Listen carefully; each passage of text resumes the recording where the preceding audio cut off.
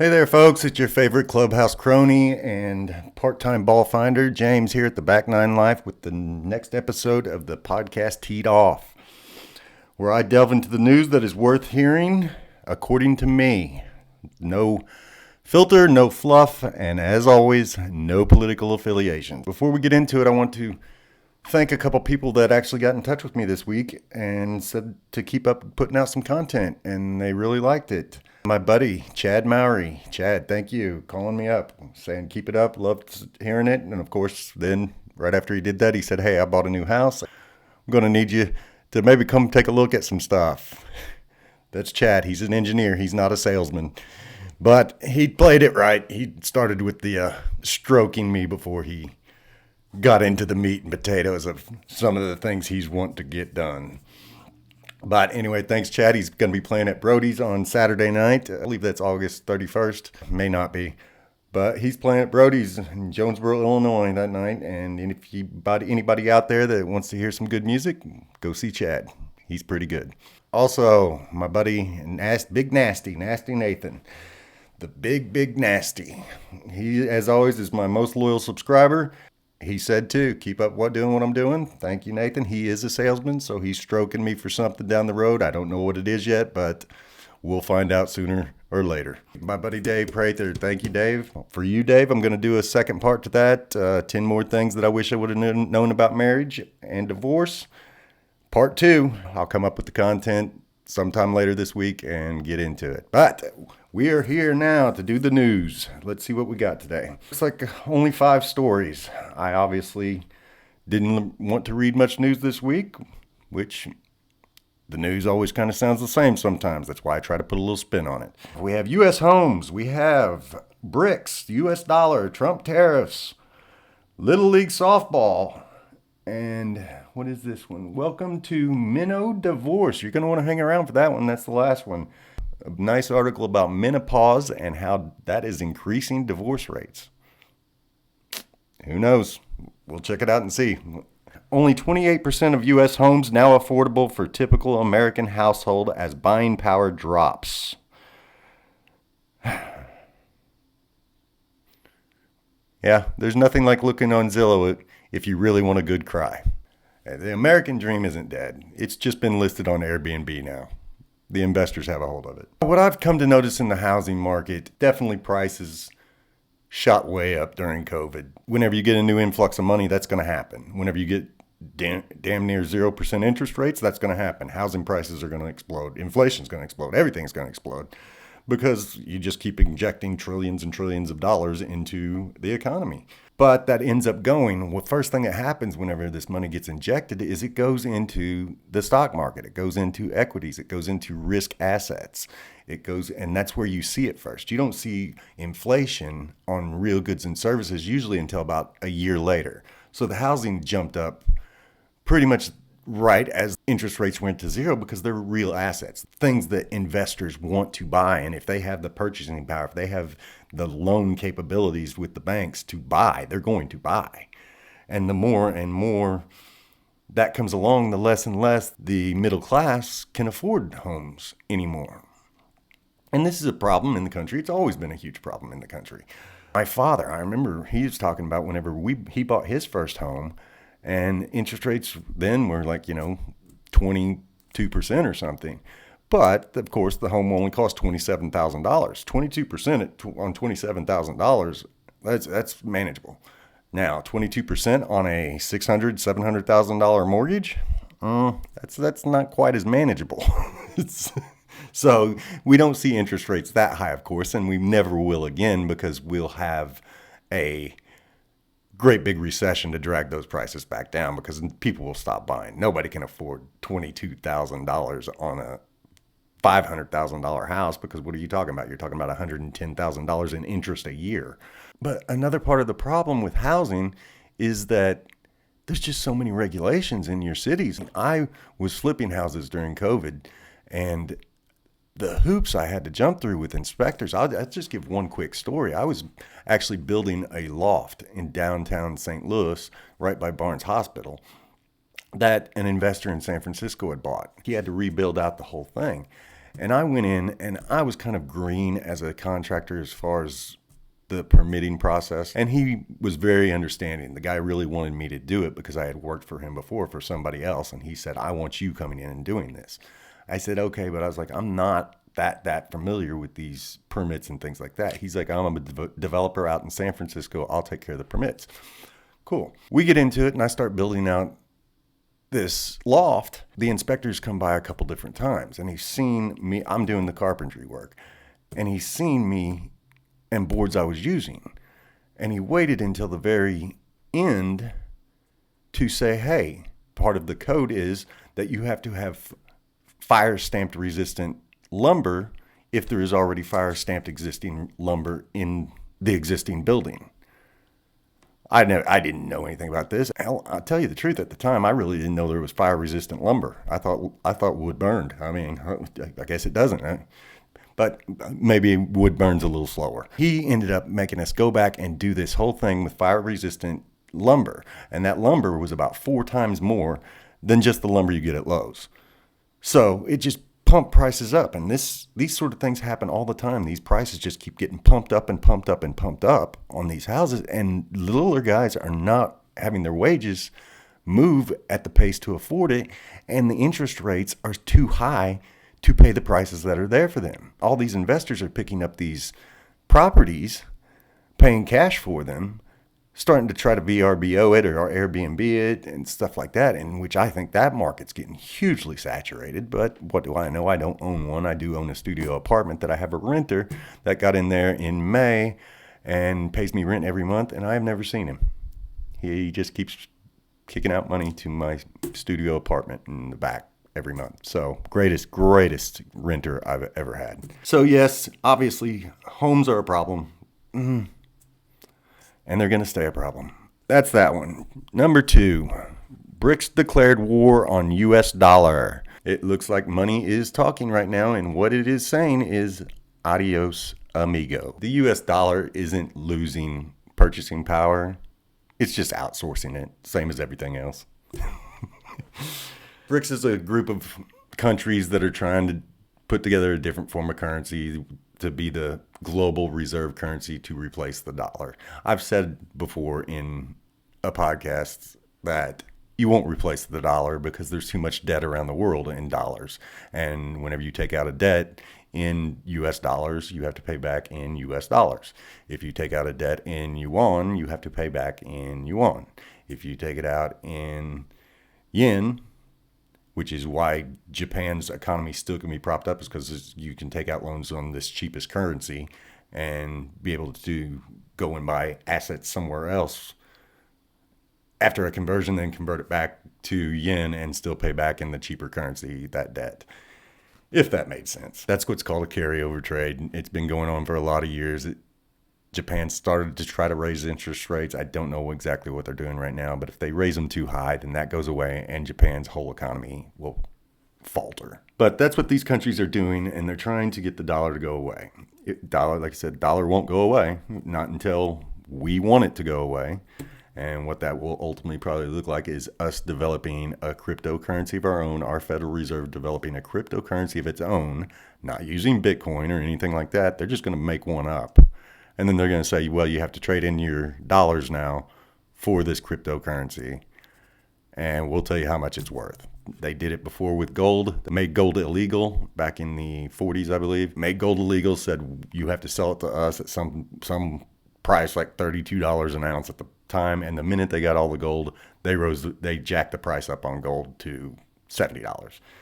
It'll be the same with the US dollar. Your currency is basically dictated by your military, and if you have a military and you can tell people to use your currency, then people will use your currency, or they will face the wrath of police enforcement. Kublai Khan was the one that did that. Started. If you ever want a nice little history of money, go look at what Kublai Khan did in creating the fiat currency that is as we kind of know it today. It's a fascinating story, actually. Well, we'll just jump right into Trump. Trump tariffs push India closer to America's strategic rivals, China and Russia.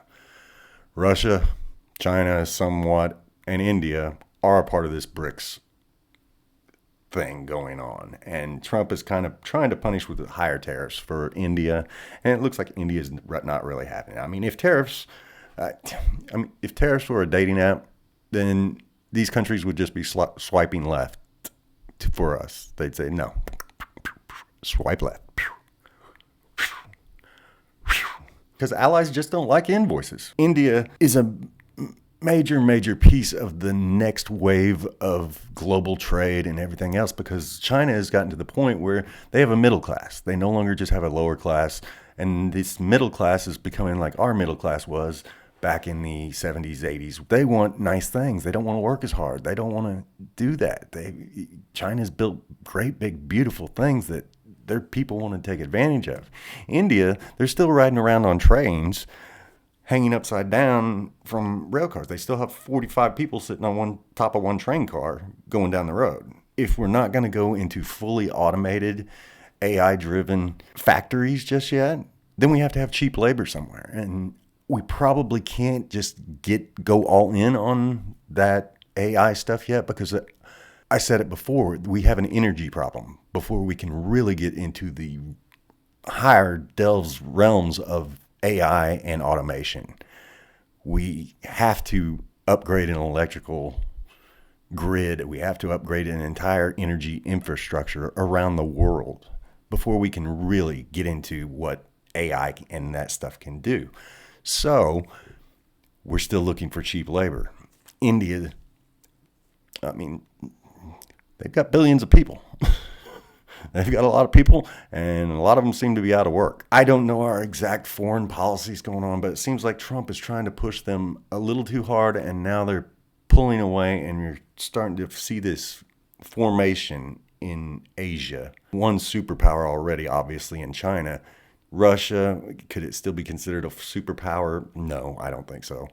India, it's emerging, and it has enough people and enough interest in that cheap labor that they could become what China was, or what China is today, but a little down the road. It just seems that's where the trend is going. Will this hurt us?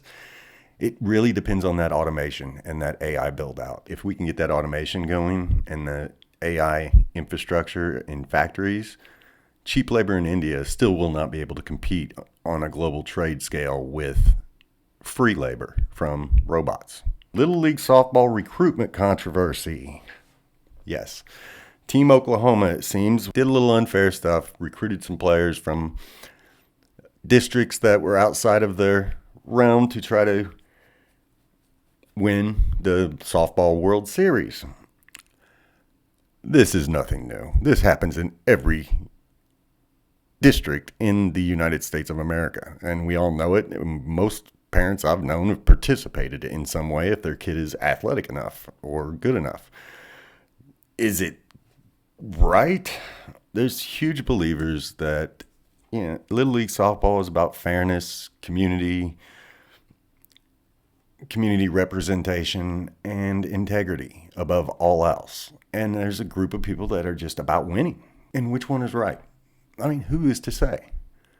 I personally, whenever I played sports, we were about winning. Well, that's not really true, actually. I do have a story on is my freshman year playing football. And they were trying to groom me to be the quarterback for the varsity the following years, for the next 3 years, actually, sophomore year through senior year. And I just hated football. I hated the coaches. I hated playing, and it was just no fun for me. And I loved golf more, and golf was playing at the same time. During a game one time, I told the coaches, I was like, look, let my buddy play over here. I mean, he hasn't gotten to play all year much, and he's been at every practice. He's suited up. I was like, let him play. This is not me. I don't have a drive for this. Is that a good thing? Is that a bad thing? Is that me being selfish? Is that me being unselfish? All I know is I didn't like playing football. And I definitely didn't like playing football for the jerk coaches that we had. I committed to the team. I was there for it. I finished out the season. I represented my community. It's not like I said anything out loud, but I just didn't like playing football. Now, a couple days later, the coach at the time, who had been in the 80s, our god coach. He was our Bobby Knight, our great upstanding guy that he would wear shorts whenever it was, 15 degrees out and be tough and just big burly guy and whatnot. And whenever he heard that I was not playing football anymore, I was walking down the hall and nobody was around the hall in between locker rooms down there, and he just come out and just hit me right in the face. Just closed fist, just pop right in the face. I was, how old was I then? 14. This skinny little kid, and he's this big burly man, and he just popped me, and he called me a pussy, and that's the way he talked too. He said, "Robert, you're a pussy. Wild horses, Arab pussy, couldn't make me say what I think of you right now." The guy was a punk, and he beat up kids, and he eventually got fired for doing that sort of stuff. But he wanted to win. That's all he wanted to do. He was saying he was growing men and whatnot, but punching a kid in the face because he just doesn't want to play, that's not making men. That's being a bully, and bullies are shitheads. So anyway, this softball team, as we're going off, this softball team, what they did wrong more than anything was that it wasn't the recruiting, because there's recruiting goes on everywhere. It's that they played a whole season with a team, and then 2 weeks before the playoffs, they recruited an entirely different team and just got rid of the ones that had gotten them to the playoffs, is my understanding from reading the article. That, I think, is wrong. And so this is probably why it went into national sort of news. Hey, if you ain't cheating, hey, you ain't competing. I mean, who needs a scouting report whenever you have a realtor's map, right? Last article I really wanted to get into today. Welcome to the Menodivorce, why women aren't sweating marriage in a sea of hot flashes. I love the title. It seems women, as they get into menopause, and what is this other one? It's menopause. I don't know what it is. If there's any woman watching this, throw it in the comments what it is. Explain to me exactly what it is. I don't know. I guess it's the pre-menopause or the pre-menopause part of it. I don't know. But I read this article, and it was pretty much saying, hey, that women are getting to the point where they just 30 years of marriage, they just want to say, no, kids are gone. I got a whole life to live. I hate you. I'm going to do this, going to do that. Good for them. If they don't want to be in a marriage and everything, but they should have done it before. It shouldn't be just a smack right then, which is what it sounded like. It's like all of a sudden, these women would just, their minds would be made up and they want gone. All right. I mean, the hormones fade, and divorce lawyers just start swimming like sharks. Hot flashes and cold shoulders. She's not moody. She's just allergic to mediocrity and polo shirts. I mean, divorce is a complicated thing. And whenever you get into the empty nest situation, I got into the empty nest. Kids graduated high school during COVID, and then they were off to college. And it was during COVID, we had to spend so much time together because she was not going to work. I mean, she was still employed, and she was still having Zoom happy hours with their colleagues that are all making $300,000 a year. And I didn't understand how their bosses could sit there and watch them do a Zoom happy hour at 3:00 drinking mimosas or something on a video call on a Tuesday. But that's something we did in this country for 2 years. It was tough. It was a tough thing for us to actually spend that much time together right whenever the kids were gone. And anything that we were doing, or I was doing, seemed to irritate her a little bit more. And, was it my fault? Was it her fault? No, it was both of our faults. That's the way relationships work. Reading this article told me, I was like, wait a minute. I was like, at least I'm not alone. At least I wasn't alone. This is exactly what was starting to happen. And because I was 49 years old, she was 48. I guess the hormones jumped up and she realized that she loved her life. She just didn't love me in it. There's a lot of divorces going on now. The commitment in this world is just, because we connect so much with other people through the internet, through everything else. Staying committed to one person now is not what it was 40 years ago. I mean, I respect that my grandparents had 70 years of marriage.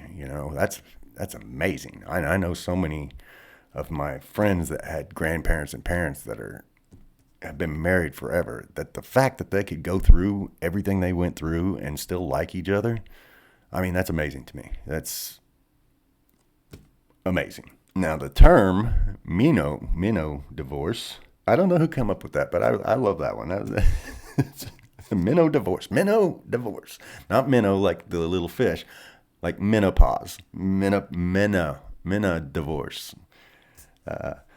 Let me know in the comments. Let me know in the comments if you have had a similar situation, or in your own marriage you're kind of feeling this, because I would like to delve into this one a little bit more in later podcasts, and I would love to have guests on this podcast. I've now got the new mic, as you can see. I don't have my windscreen on it yet. So I got my mic. I'm actually starting to edit on my Mac now. I got my editing system all set up over here, doing GarageBand. Basically, I've increased my workflow a ton to make it even harder for me to kick out a podcast each week.